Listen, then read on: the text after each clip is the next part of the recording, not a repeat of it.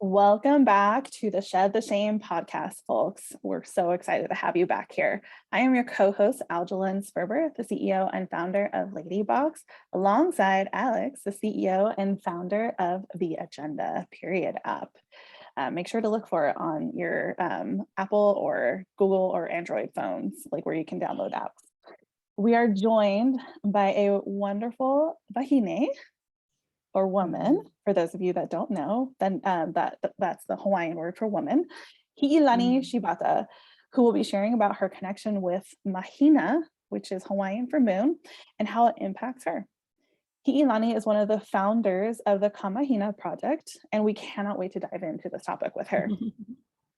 Hiilani is a lifelong learner. She spent the last 20 years in the field of education, both formal and informal. Born and raised in Hilo, Hawaii, she moved to the island of Oʻahu to attend the University of Hawaiʻi at Mānoa, where she graduated with a bachelor's in arts in ʻŌlelo, Hawaii, which means culture, Hawaiian culture. Today, she does contract work at the Hawaiian Culture trainer and consultant. As a Hawaiian Culture trainer and consultant, she's the co-founder of Ka Mahina Project, and with her small ʻohana, mālama, ʻāina in Waiāhole, and she is the mother of 4 keiki. So what I just said there is she lives in Waiāhole with her small family and takes care of the land that they live on, and she is the mother of 4 children. So Alex, let's do a cycle check-in.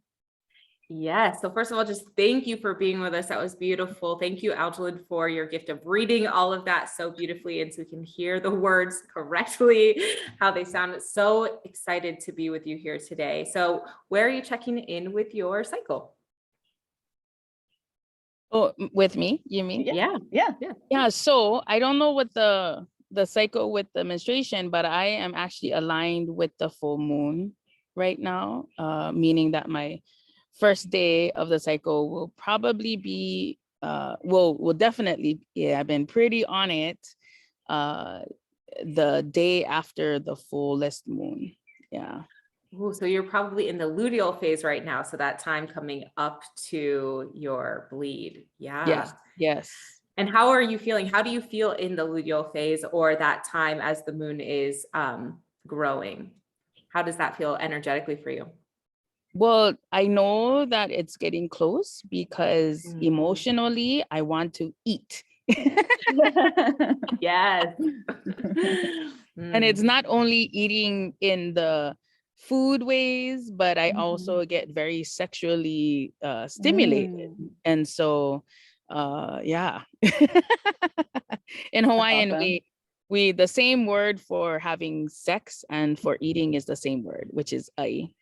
Whoa, that's so interesting. Yeah. Thank you for sharing that. Yeah, I've heard that some folks like really tend to bleed with the new moon, and some folks tend to bleed with the full moon. And there were some native cultures in the United States that talked about folks who bled with the full moon being healers and having some like spiritual healing property, because the full moon is really potent and your period is really potent. So to have kind of both of those culminating at the same time can be a really intense experience. I think that sets the stage for the magic you are bringing to us today. Yes. So yes, so interesting. Thank you for sharing that. I'm checking in the follicular phase. So I am full-blown energy today and very excited to be with you both on this beautiful, beautiful Friday. And Aljalyn, where are you checking in with your cycle today? Rearranging it over here because I have the IUD, so I don't know where I'm at. I used to, before pre-IUD, I was aligned with the full moon cycle, and I have energy, but it's like I'm running on fumes a little bit right now with that energy. So just a lot going on, but free range, don't know where I'm at, and I'm okay with that. Yeah. Well, thank you both for sharing that. So let's dive into the questions today. So Hiilani, I'm curious, what was your introduction into cyclical life or having a menstrual cycle? What was that like for you at the very beginning? I never I never thought it was going to be a big deal because my mother was very open about when she had her bleeding stage, right? She never hid anything from us, me and my younger brother. So I never really thought it, she didn't even, she actually was very open with sex in general, as well as just anything. So I didn't, I got my period, which was so cool because it was actually during the summer, between my 6th and 7th grade year. And when my mom and my dad owned a restaurant, well, like a little lunch shop in Hilo. And for some reason I was home. Usually I would be working. I don't know why I was home during that day. And I called my mom and I was like, oh, I think I started. You know, it wasn't like a stressful thing. And then she's like, okay, let me call your grandma. And so she called her mother, and her mother showed up at our house with whoever was with her at her house, because everybody would go to grandma's house. So I had all these cousins and I think I had a couple of aunties or something that, like, they all came, and she had brought me chocolate. I remember, but my grandma was always like, she always gave us chocolate for some weird reason. I don't know. And it was always the Hershey's, just a plain Hershey's bar. That was her thing.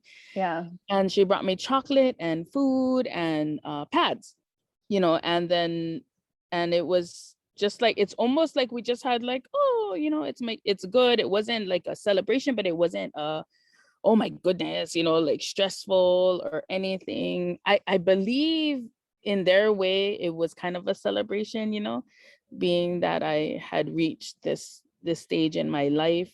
But what I love about this whole situation with my family was I never felt like, I have my Vaimaka Lehua. We call it Vaimaka Lehua in Hawaiian. The Vaimaka means tears, and the Ohia Lehua flower, one of the colors is this deep red. And so it's a beautiful poetic way of talking about your Vaimaka Lehua. Yeah, it's nice. So I never had. I was just going to say to Alex, I'll have to send her a photo of a lehua so she can see it. And then even the story behind the lehua is like beautiful. But anyway, keep going, Hilani.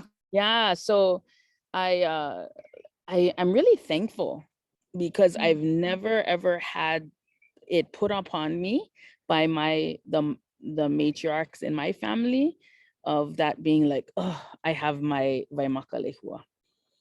It was just like, oh, okay, it's time. And then I also believe that mentally, it also allowed me not to really have too much like PMS kind of stuff. I didn't have too much drama around my menstruation. So I'm really thankful. And so I apologize. I'm right by the ocean. On the other side of this right here is actually the ocean, and that was the Coast Guard.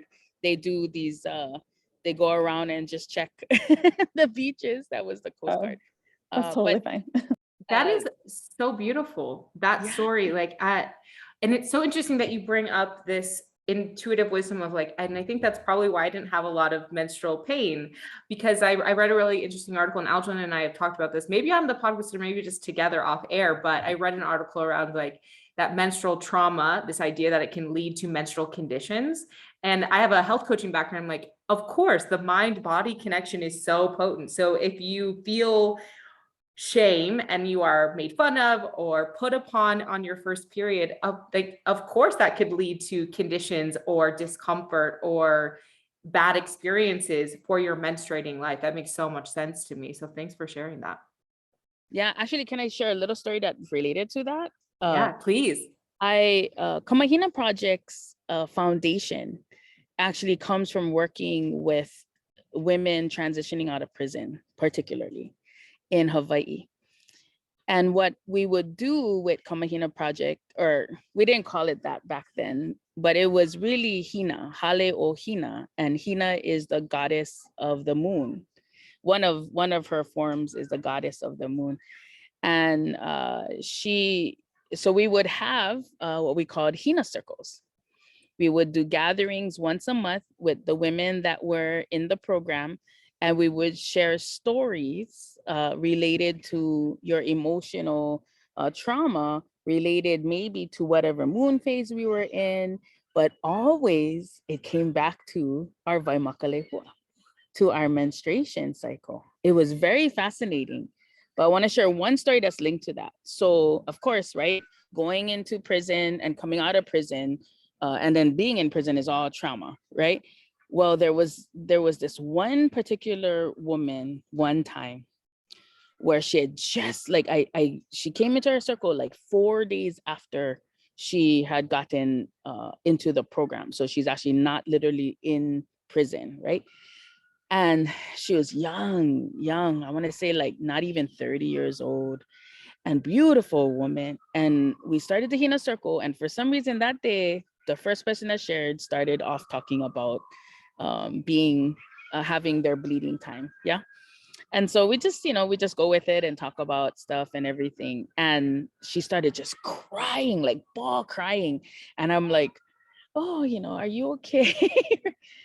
And she goes, I just need to share. And she said that, she had just come out of being in prison and into the program, which is just so much more better. And when she went into prison 2 years prior, she never had her period. She never, ever had her period from the moment she got into prison. And then when she came out and she was in the program was in this beautiful place, and the staff was just lovely, just beautiful women. When she felt like she was in a safe space, she automatically started bleeding. And so she was crying because she really made that association with trauma and your physical cycle. Isn't that so neat? I mean, so interesting. That's beautiful. If you're not watching on YouTube, what's happening right now is Alex is having a beautiful emotional reaction to that story. And if you don't know this about Alex, is she cares a lot about, incarcerated women and menstruators. And so it's impacting her right now. So whenever she's ready to, vocalize, she'll do that. But it's a beautiful reaction that you're having, Alex. And that's like such a beautiful way of the body. Again, like we always want to feel safe. And so her body probably, like her mind told her body, like the way to stay safe is to just not menstruate, because like there's all this other trauma happening right now. So we don't need any physical proof coming out of our vagina, which is a very vulnerable part of our body, showing that like stuff's happening. So that's a beautiful story, and I'm glad that the Hina circle existed to allow her to have a safe space to share all of that too. Yeah, and it was beautiful, because then the other women also felt very comfortable, right? Talking about their Waimakalehua. And one of the things we would encourage is them actually talking about like the first time they started, because again, related back to what Alex talked about, is that if you have a traumatic story around that time, it stays with you, right? Yeah. And so what we started to do with Hina Circle was allow for that to come out of them and allow them the opportunity to start letting that go, right? And letting that whole trauma around their menstruation turn into Waimakalehua. Wow. We use the poetic word for menstruation to replace what they would call period, or in Hawaiian also the word for your genitalia is ma'i. But ma'i is also another word for being sick. So we have this campaign, well, the people I know around me, that we don't call our Waimakalehua ma'i anymore, because we want to honor and bring back that honor, right, of ourselves, by even calling our menstruational cycle something beautiful. Yeah. That's, just thank you so much for sharing that story. There's so much in that reclamation, because there's there's years of colonization that have forced these ideas, you know, at the hands of white people to make us think that we're sick, you know, and make women think that they're sick and make Native people think that they're sick. And so this reclamation is like deeply generationally healing. So thank you for holding this space for people to be able to come back home to themselves in that way. I'm signing up for the campaign. If you need more people, like how can I help, you know, with talking about those words, if there's an opportunity, I'd love to be on that journey with you of just like how we take the patriarchy and how we recognize our own, you know, for me to recognize my own participation in these colonial systems and the harm that it's done, and then undo it and help us all reclaim this ancient wisdom and this moon wisdom. So yeah, it's really hitting a chord with me. So I really thank you so deeply for sharing that with us. I want to actually share one more layer. Yes. That for when we had the Hina circles with the women, and when now we are actually starting Hina circles again with anybody. One of the things for wahine, for women, is how that colonial story and narrative has told us that we are in defilement, right? We are dirty during that time. Oh, you know, you need to be separated, right? Well, in our culture, in Hawaiian culture, there was a special space for when the women were literally bleeding, but it was because that blood was collected. This is so cool. That blood was collected. Depending on your rank, depending on your rank. If you're of a higher royalty rank, your blood in your kapa. So we had a bark cloth. So they would collect the actual blood in this bark cloth, and they would use it in some ceremonies because it was so sacred. Isn't that so cool? They would use it in ceremonies. So that was taken care of, like honored, taken care of. If you were not of that royal, the ali'i or chiefly rank, your blood needed to be safely put back into the earth. Because, and why I say safely is because it's so sacred, that blood coming from you, that it needed to, that was part of it. It was going back and nourishing back our Mother Earth. Isn't that so amazing? Because when you are born, where your placenta that you're in, right, is called a ieve. And the ieve is actually called honua, is your earth, when you're inside of the mama, inside of the stomach.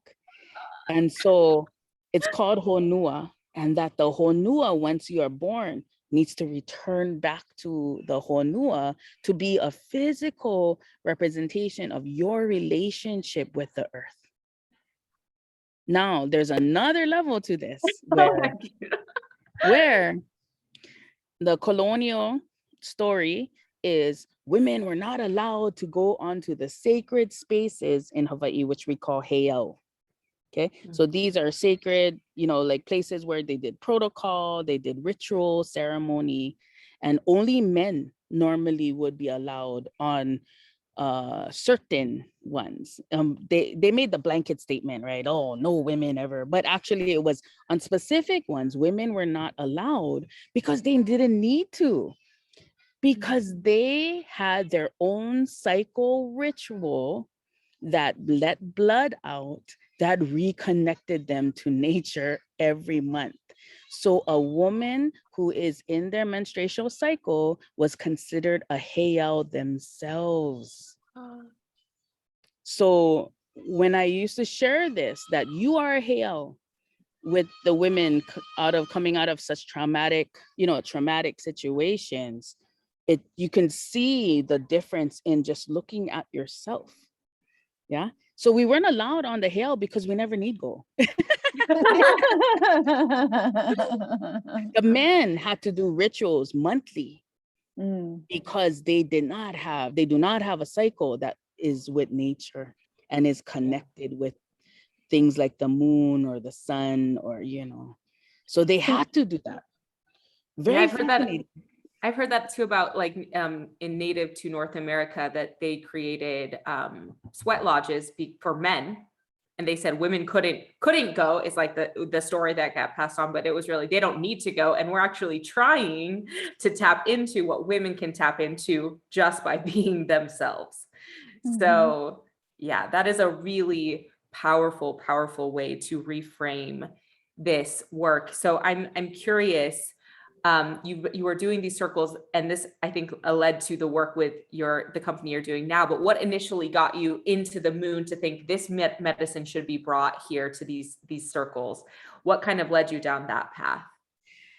Well, I'm just giggling because I don't like talking about myself, but the relationship that I established with Hina, the goddess of the moon, was because I believe it was 2005, I actually traveled with Native Americans, Alaska Natives, as Hina Hanai Kamalama, the goddess of the moon. We traveled and shared our moon stories in New York, all over United States, and then in Alaska, and then Hawaii. And it was a collaboration when I worked at the Bishop Museum, which is our largest museum in Hawaii. I used to work in education there. That's really where I get a lot of my training from, my cultural training, was being able to work there for 14 years. I was very blessed. So yes, I actually played her in a play, and so one of the things getting up to really becoming her in the play was I talked to different cultural people, and one of them, her name is actually Hina. I remember her saying, once you become Hina, Hanai Kamalama, you will always be Hina, because you cannot separate after that.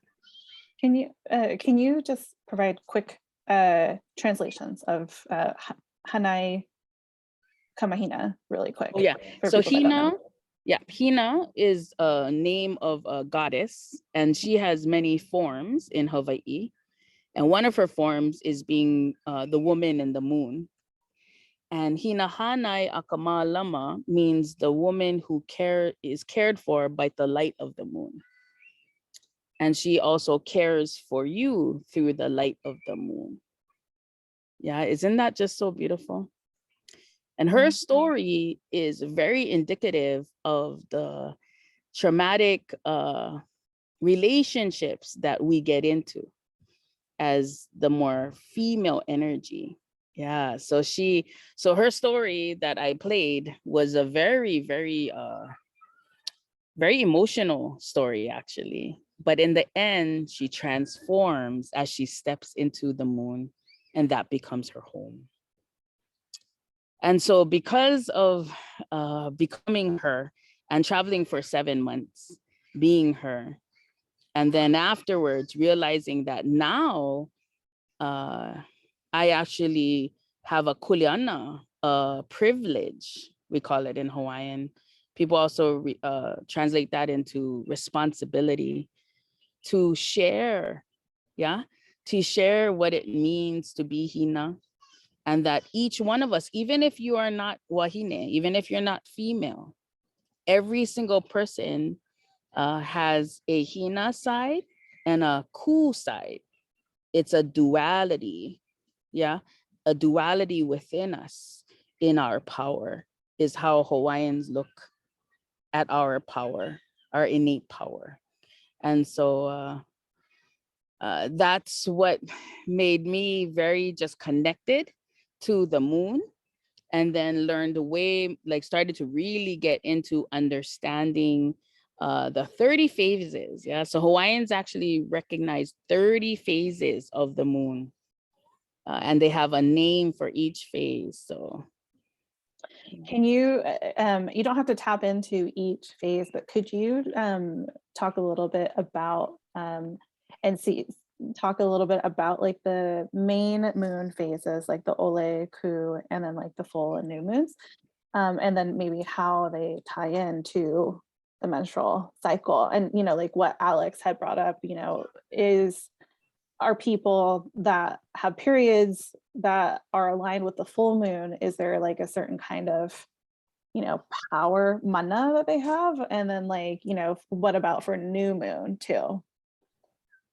Yeah, so just because I've personally always been aligned to the full moon, I feel as if the full moons just really make me feel me.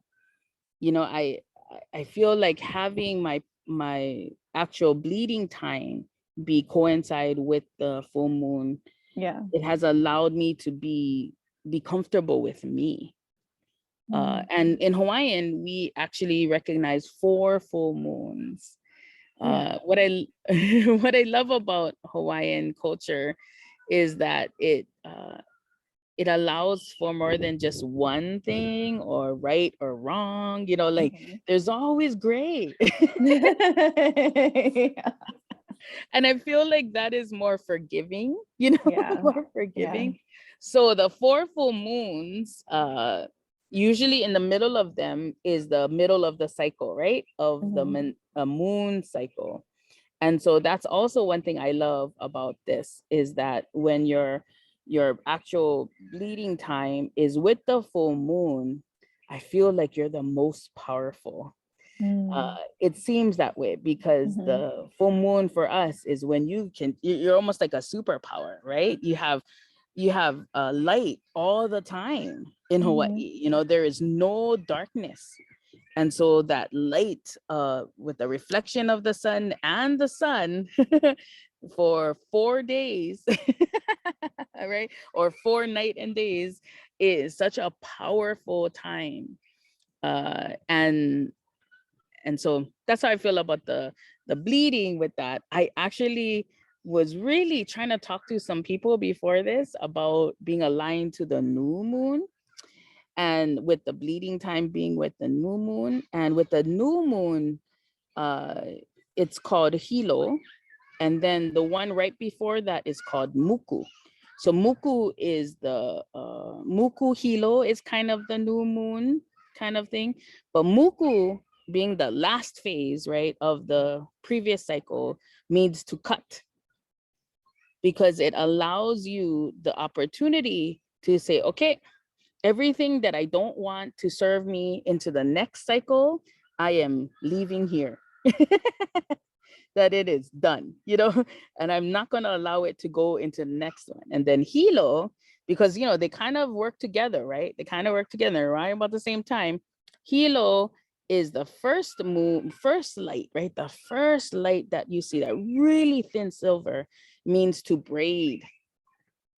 And so it's the opportunity of cutting out what you don't want and then braiding in all the things you want to make sure happens into the next cycle. I love how empowering that is. Yeah. So I'm not exactly sure, because I was trying to get people, because I like to get people's stories, right? Like, how does it feel for you to be actually bleeding? But then at the same time, I thought, actually, if you are in that bleeding time, right, then when you go into I don't know what the proper word, but when that whole time of being pregnant, right, getting pregnant is right after, is in cool, right? Because the next moons are cool, which means to stand and to move forward and to go for it. That means that the sperm and the egg are gonna really be powerful. Boom, that's what I was thinking about that. And the Hawaiians knew, they knew that it was the best time to actually have ai, right, to eat right after the wahine, the woman, because one of the things is they would go into the hale pe'a, which was the house that they took care of the blood, right, and honored it. And they also got pampered. Yeah, they got massaged, like by the older women. They totally got taken care of. It was that time where the females were really physically showing each other that they loved each other. Yeah, that they supported each other. I mean, that to me is what we're today missing. you know, is that time and that time. So after they got pampered, they would ceremonially go and bathe in certain pools. Yeah, because it was honorable, right? So after that bathing in the pool, then normally they would go and have relations, because the Hawaiians do that. And if they did that in ku, which means to stand upright and the fluids are going forward, that means that's the best time for the man, right? For the sperm. So it makes sense in that way when you're aligned with that. Isn't that kind of fun? That's very fun and very cool. And I love learning more and more about my own culture and heritage too. This is awesome. And then the other phases, so we actually have 2 times in the middle. So what is called first quarter and third quarter moons, the Hawaiians actually call them Ole Moons. And Ole in Hawaiians means no productivity. You don't get nothing. But that what meant for them is that was the time that you needed to do self-care. So they worked it into their cycle to remind each person, this is the time you got to take care of you, repair things in the house, like do those kind of things, or just take it easy because the full moons are coming, right? Or at the end, it's that time to just, okay, take a breathe, reflect, right, on what has happened. And so if you think about it, after ku is ole. So after you're like going for it, you need a rest time before the full moons, right? Yeah. How do you practice self-care during the Ole moons? Well, funny about it, today is Ole in Hawaii. And in everybody. Yesterday was Ole as well. And yesterday for Hawaii was actually a holiday. Like I didn't have to go to work. But what I normally do is make sure I go to the ocean during Ole. I try and go to the ocean actually almost every day because it's part of our preventative health measures in this time period. The ocean for us is like your amniotic fluid. Yep. Meaning that you get all your healing energy from the ocean. But I also during Ole time specifically go to the ocean because I just allow myself to float and to be weightless and just, really have that time to breathe. Yeah. I love that. Plus, like it's so connected to the moon too. Yes. The ocean. And if you can actually see the moon in the like right now because it rises in the day for Hawaii. So for my family and I, we try to go in Ole moons in the afternoon so we can actually swim and look up at the Ole moon. That's awesome. What is like, okay, first, I love how everything that has been shared has been so closely connected to nature and respecting nature, or the ʻāina, the land, and then second, just like some great tips if you're listening, like on how to be more mindful of like what's going on with your body, even tied to the moon cycle and the phases. So what is something that or message that you would like to share with other women and menstruators, and you can tie in the moon if you want, or if you just like want to make it in general, like what is a message that you want to share to help others feel more empowered and less shame when it comes to their period? Or see, I am still learning about my Hawaiian culture, so what do we call it in Hawaiian? Vaimaka lehua. Vaimaka lehua. So what is something that we could share about that for them? Well, one of the things is that you are sacred, and you are the most sacred actually when you're bleeding, right? But that's not the whole cycle, and I think people need to remember that you are in cycle the whole time. It's just a different part of the cycle. And so just understanding that you are that heiau, Yeah. You are that sacred space where ceremony and ritual should always be respected. So whatever you do in your mind and in your action should be that way.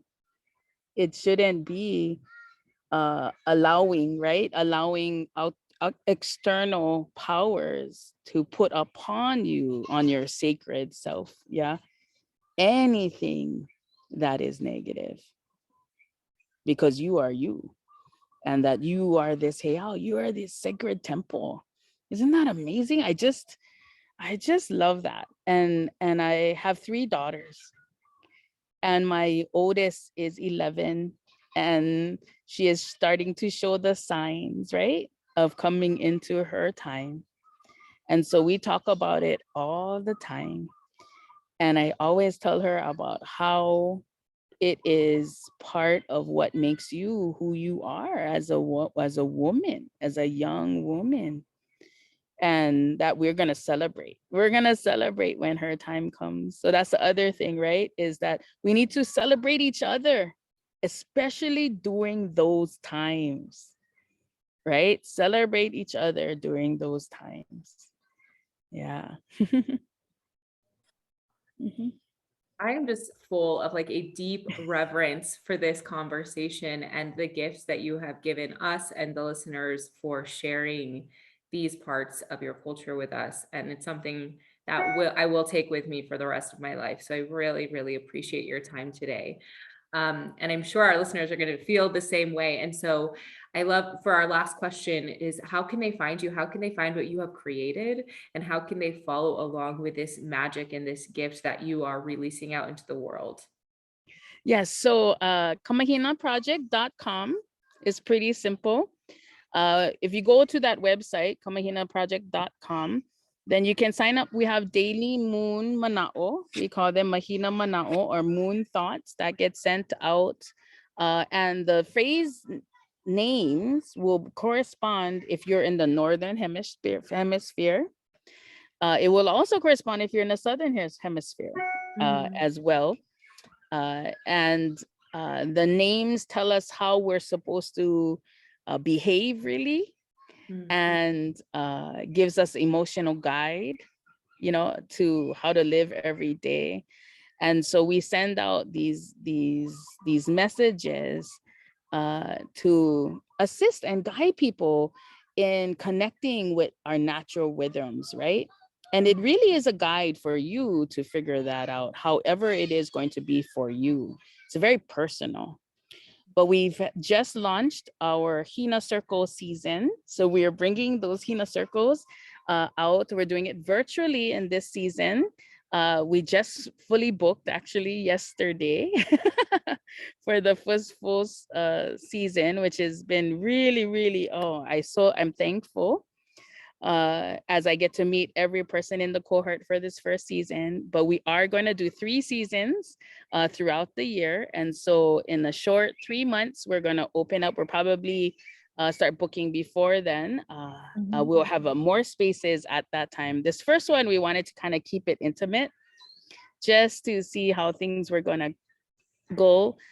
So you can also sign up for your email, and we will be contacting everybody. We will also have different events that are happening, and we are partnering with different experts of different things to provide guidance in our moon phases. For example, we are working with a kane, a man, a Hawaiian man who does workouts. And so he's going to be doing workouts associated with the moon phases. Isn't that kind of fun? Yeah. So those are the kind of things that are coming, and they're going to be rolling out every so many weeks. And so, yes, so just come and sign up for email, sign up for the daily text. It's exciting. Yes. Could you spell Kamahina for the listeners? Sure. Kamahina Project. Yeah, Ka Mahina Project. So Ka in Hawaiian, Ka is the, and then Mahina, Mahina, is moon in Hawaiian, Yeah, so we call her Mahina when she comes up and is around us. And we also call her Hina in honor of the goddess of the moon. Amazing. Well, I'm going to put myself on that wait list so I can find out about the next. Are they, oh, I should have asked, are they in person or are they virtual? I don't know if you said. We are right now going to be virtual just because. All right, then I'm signing up on the wait list. Yeah, and then going forward, we are planning to have in-person and virtual, so different circles that you can sign up for. So we're going to be going, and then just one last thing, we are going to have a lunar eclipse coming up on November 18th, and if you are in California or along the west coast of the United States, it's a little later. Yeah, in Hawaii, we're actually a little bit easier because it starts at 8 o'clock in Hawaii, and the totality, meaning it's a partial lunar eclipse, but it's actually pretty covered, is like 11-ish. And so if 2 hours, for California, more, I think now. Yes. So that's happening up with this full moon. There's a lunar eclipse coming up. And so that's a whole nother story. That's right. Going into my twins' birthday is on the November 19th. Yeah, they were born. They're going to turn 1. So I guess that's going to be an intense one for us this year. So thank you so much for being our guest today. And thank you to our listeners and supporters of the Shed the Shame podcast and campaign. To learn more about the project, you can go to all the places we talked about. It'll also be in the show notes. And if you have a story about how you shed the shame, we would love to have you as a guest. So please email us at podcast@shedtheshame.co. And to learn more about the fundraising campaign, which is wrapping up on the 19th of this month, go to www.shedtheshame.co. And until next time, let's keep it real and messy, just like our periods. Thanks, everybody. Aloha.